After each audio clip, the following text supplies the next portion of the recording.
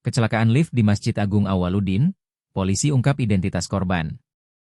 Korban insiden tali lift putus di Masjid Agung Awwaluddin Kuburaya masih dirawat di Rumah Sakit AURI.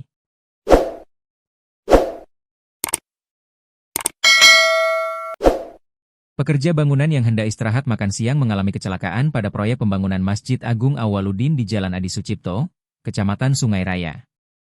Berdasarkan informasi salah satu pihak keluarga, Madrosid mengatakan korban ada sebanyak 6 orang, 3 diantaranya mengalami luka berat.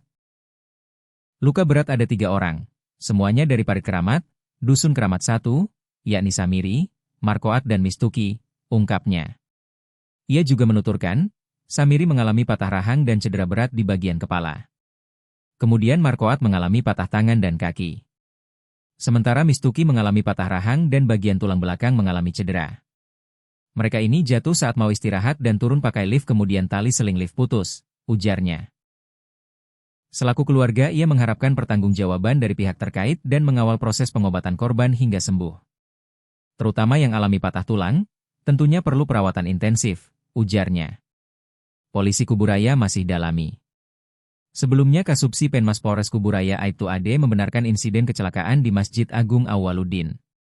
Benar, saat ini korban sudah dibawa ke Rumah Sakit AURI, katanya. Ia belum dapat memastikan mengenai jumlah korban dan kondisi korban saat ini. Masih kami dalami.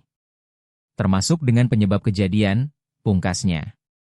Sementara pantauan reporter Tribun Pontianak Co.id di lokasi, bangunan sedang dalam proses pembangunan. Para pengurus juga tampak mendatang lokasi, namun belum berkenan memberikan keterangan. Berdasarkan informasi terdapat 6 pekerja yang mengalami kecelakaan kerja hingga harus dilarikan ke RSAU Dr. Muhammad Sutomo, AURI. Saat berada di rumah sakit, puluhan keluarga korban tampak memenuhi area luar unit gawat darurat, UGD.